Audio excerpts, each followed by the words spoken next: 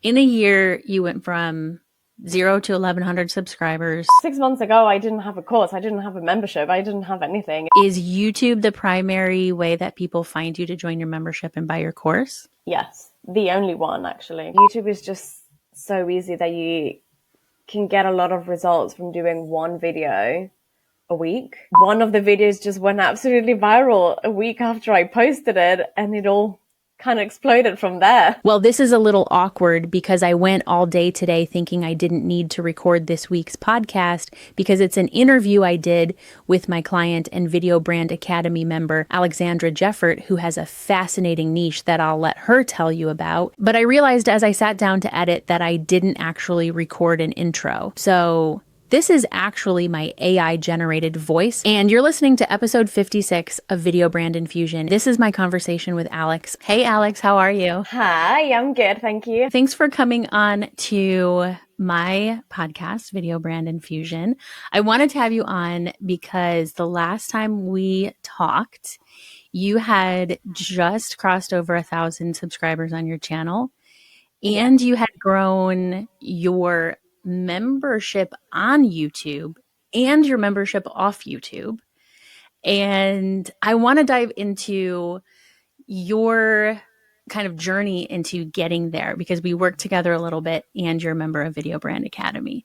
So did you have a goal or did you set a goal to reach 1,000 subscribers, or did you just kind of start publishing videos and hope for the best? It was more just kind of see what happens. I always felt, I don't want to say always, but I did feel very pulled to do YouTube videos. I didn't really know what topic it was going to be about because I was doing a lot of like business coaching at the time, and I didn't feel like I wanted to do YouTube for that.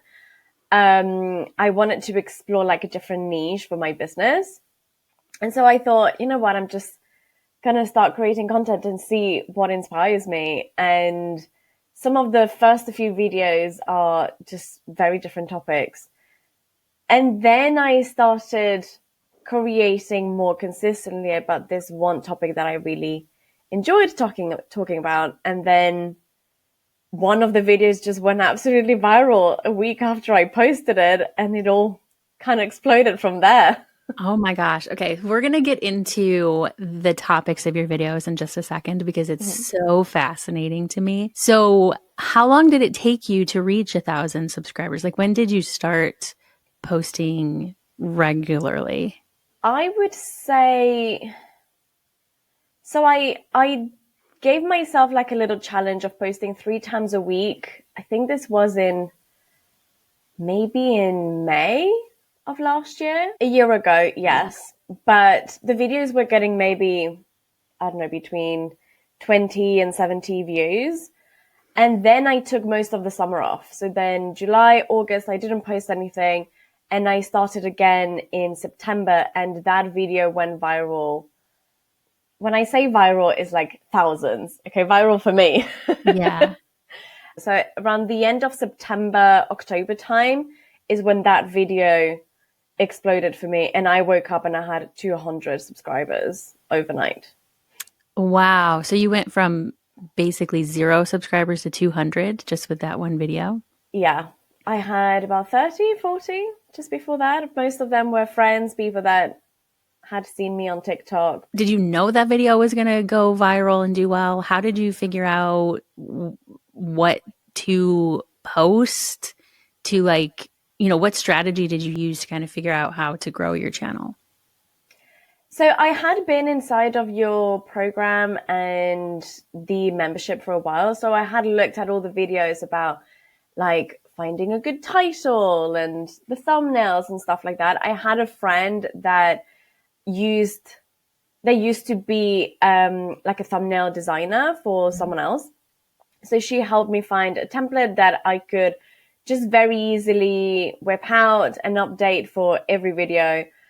So I just did that, but genuinely, I didn't think it was going to suddenly have, so many thousand views. Let's talk about what the actual topic was of that video and of your channel. What is your niche? What are you doing on YouTube? So what I started doing on YouTube when I was becoming a bit more consistent was around manifesting and understanding the law of assumption. And something that I do very regularly with myself is subconscious work. So discovering what fears you have and limiting beliefs you have that are stopping you from taking the right actions or from, manifesting the things that you want. So I started talking about that, but it was manifestation in general. And it was when I honed in onto manifesting love and specifically manifesting someone that is specific. So like a friend that you know, or maybe, someone that serves you coffee every morning, or someone at work, things like that. Also like an ex, things like that, manifesting them into your life in a romantic way. And from there, it just went wild. And it's been a year, just a bit under a year that, my business just has grown so much because of it. It sounds like you kind of had your niche for your channel was manifestation.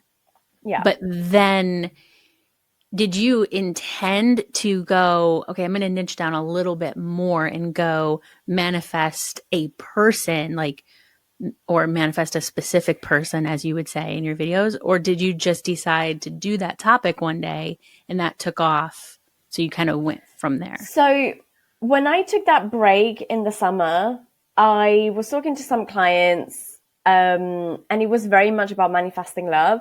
And I really loved the topic. I have always loved love in general.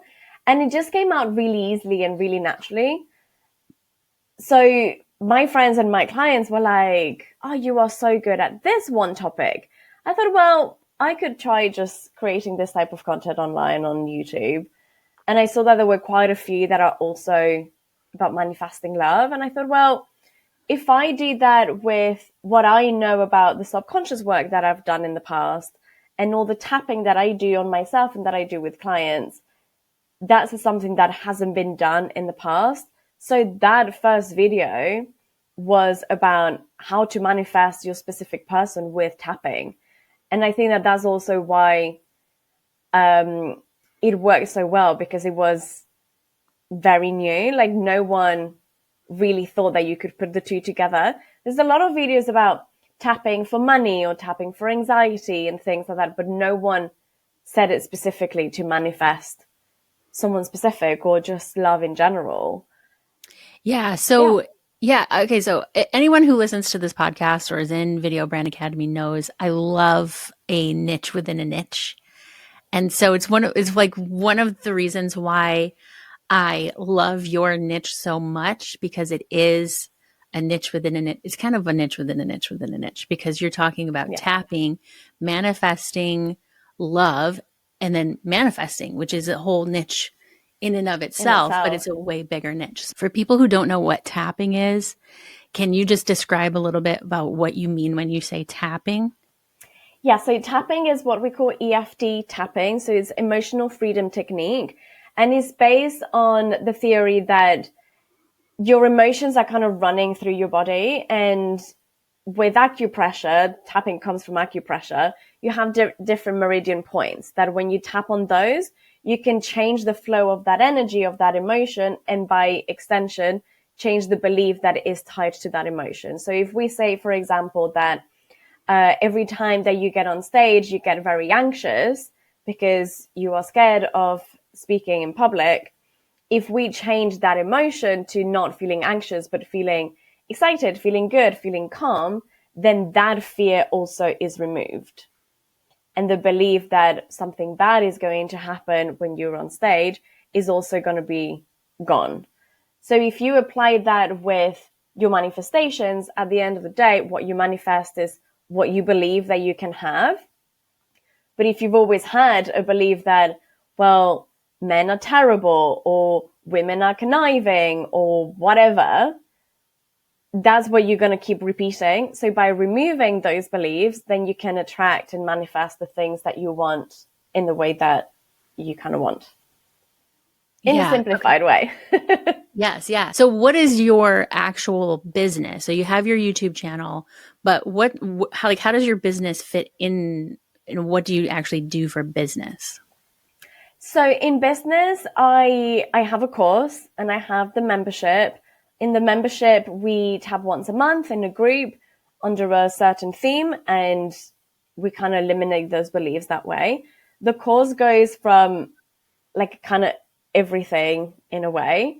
And then I also do one-on-one sessions. So for me, YouTube has helped me literally get leads and people signing up for my freebie, signing up for the membership, signing up for my course, booking one-on-ones with me regularly. And it has been a game changer because I've never been big on social media. I just get so burnt out on social media.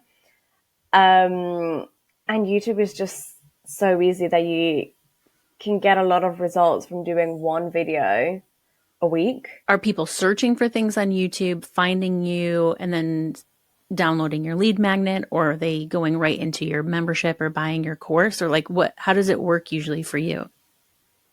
It's very different for a lot of people, but I would say that something that I definitely learned from you was that SEO aspect, because they do search for the things that I put in my titles, that I put in my description, that I put on the thumbnail. So that has been key for me, understanding that audience and what it is that they're looking for. And I did so much research. I watched so many videos and looked at so many other people. Like you and I spend so much time researching other people in the similar niche. Mm-hmm. And that really, really helped. So I was able to really understand my audience and the words that make them click and the things that they really want to hear about. When you decide to create your, like your next batch of videos, are you going straight to keyword research to figure out, okay, what are people searching for that I haven't created yet? Or are there other places where you kind of pick up on ideas that you think might work well, even if it has nothing to do with search? Like, how do you decide?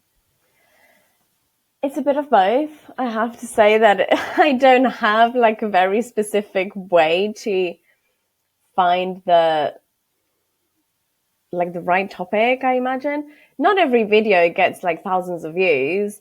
But every video gets interest and subscribers and people downloading something or asking something. I get a lot of emails and a lot of comments and a lot of engagement. But yeah, sometimes it's just research, something that I have seen that someone else is talking about and they did well, and I have maybe a different take on that. And a lot of it is just saying the same things, but in a different way as well. You have a course, you have a membership, you also have a YouTube membership, right? Like an actual membership on YouTube where people can go to your channel, hit join. And so I want to talk more about that in a second, but how do you decide what content goes in the memberships and course versus what topics to go on your channel? That is something that I'm still learning. I'm not going to lie. Because like I said, this all happened like maybe 8 months ago. Like 6 months ago, I didn't have a course. I didn't have a membership. I didn't have anything. Everything's just been very new. We're kind of going with the flow and see what feels good. So there has been some ups and downs in that process as well. But inside of the membership, because we do spend 90 minutes every month doing like a really big topic, it normally is things that people have voted on or that they have asked the questions about a specific topic. So it makes sense to kind of touch on that subject. But in there as well, they get a vault of mini tappings. So any questions that they've had, if I think it's a good topic for tapping and that it is going to be good for the group, then I will create those as well. So it is a bit more like hands-on in the sense that you can get a bit more access to me without necessarily having to, pay the hundreds to be on a one-on-one call with me. The course has a specific process that I have used with clients to work on, getting their specific person.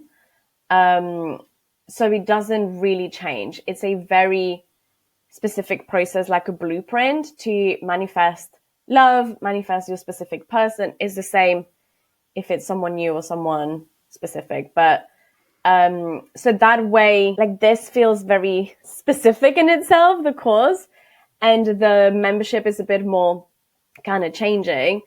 And I try to YouTube kind of give them a taste of both without really giving everything.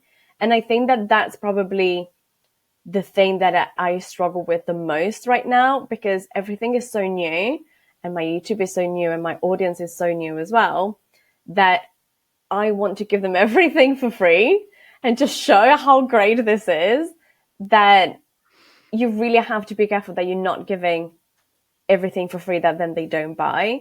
So it's something that I'm still balancing and learning and going with the flow, I guess. Yeah. Learning from the mistakes. Tell me about the YouTube membership. Like, how do you, because this is often a question that actually comes up in our Video Brand Academy meetups, is like, I kind of want to start a membership. Should I start a membership on YouTube? Should I use that feature? Should I do something else? And you have both. So let's talk about how you use the YouTube memberships feature on YouTube. Like, how does that work for you? How do you get people into it? What do you give to people who are in your membership there? So inside of the membership on YouTube, I have to say that I probably prefer my membership more than the YouTube one. I don't see a lot of, for me in my niche, I don't see a lot of pros in it, because it's a lot of content, right? And it's also very, very cheap. YouTube takes a big part of it. And what I have noticed is that people, and this might just be my own belief and experience, but what I have noticed is that people that pay very little, they expect a lot more. And so they're paying £8, I think it was. I think it's $10, £8, something like that. And they would get angry if I'm not answering a question. I'm like, yes, but that is not what this is here for. So it's definitely one of those that I'm just testing out and see how it feels. But inside of the membership, and I've had lots of people also say, oh, I love that you have this. I love your content and I love to support you. So great. I'm not going to say no. Mm-hmm. But because also my channel is very much about tapping. They expect inside of the membership to have tapping, but I don't. They get sometimes the visualization that I do inside of my actual membership, and they get some affirmations every week. And sometimes they can ask some questions and I might cover that. But again, like I just have so much going on that is, as horrible as that sounds, but probably the lowest priority. So it sounds like the YouTube membership is sort of like your light version of your actual membership. Yeah. Do you get people who join the YouTube membership and then decide, oh, I actually want to be in her other membership? Yeah, and that was kind of the original idea, but also without really having any tapping inside of the YouTube membership, they still just wonder what's in there. So they might just join for a month and see what it's like. But they send emails and are like, oh, I'm wondering about like what's the difference between your YouTube membership and your actual membership. I do get a lot of those questions, which then makes me question, wouldn't it be just easier to send them to my own membership? Right. Yeah. What's the typical way that you get people into your actual membership? Do you do launches, or do people just kind of find you on YouTube and come in on their own? Is it always open?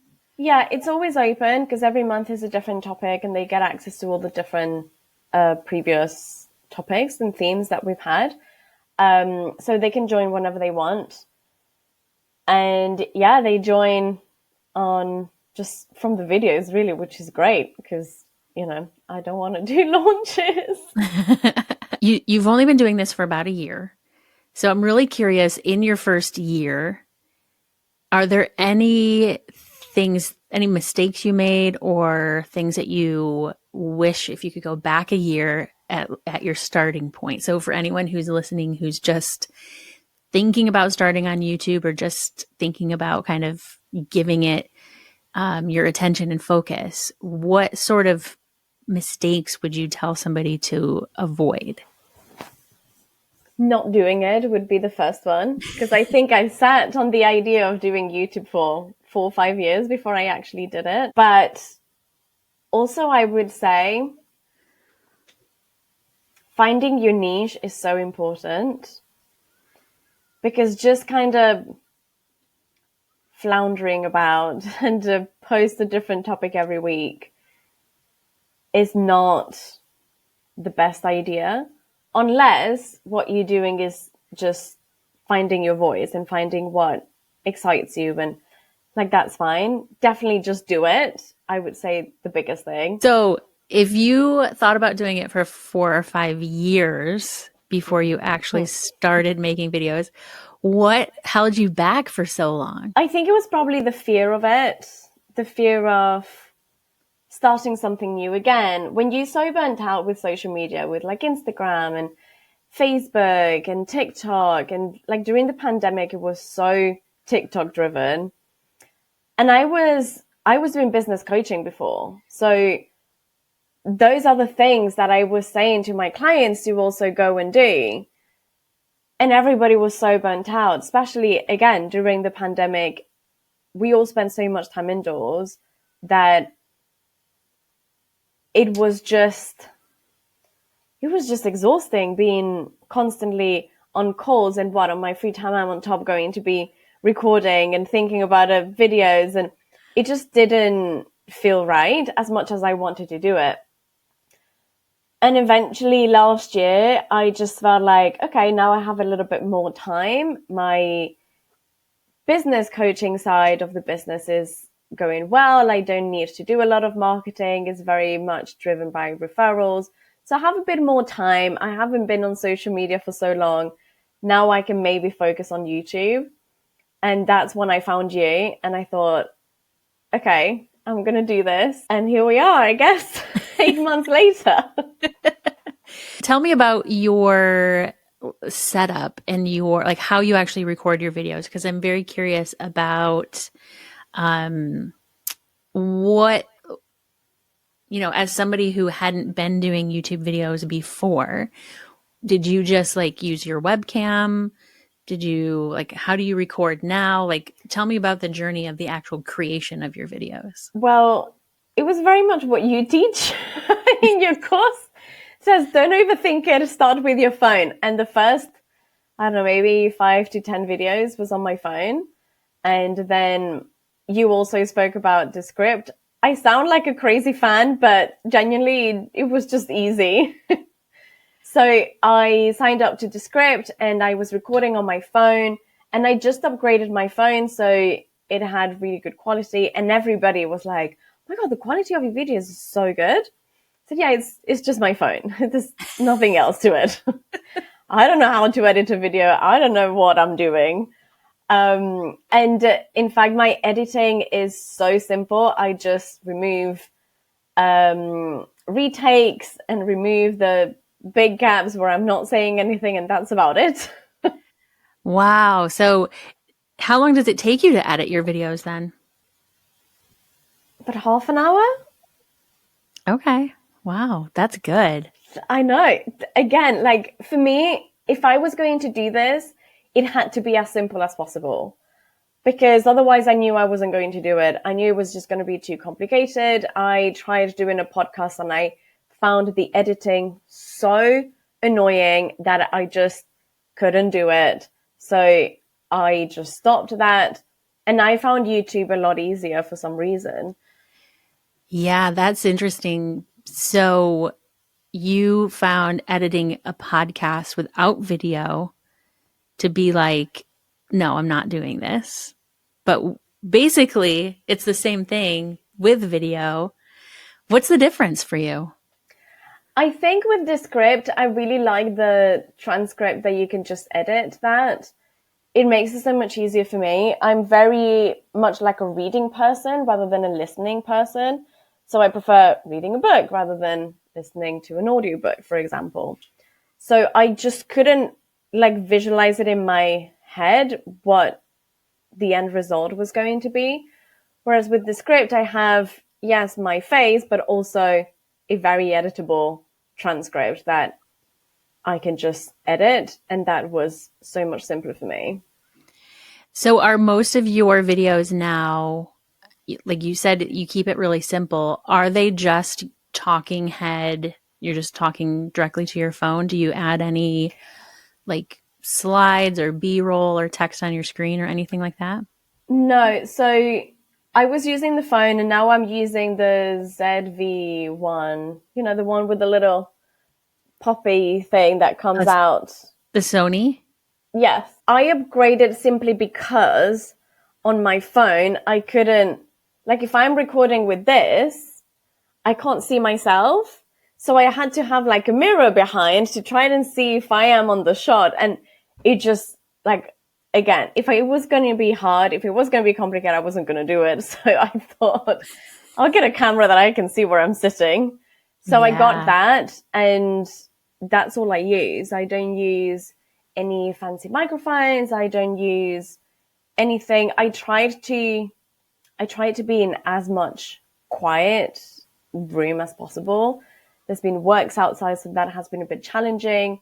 But yeah, it just had to be very simple.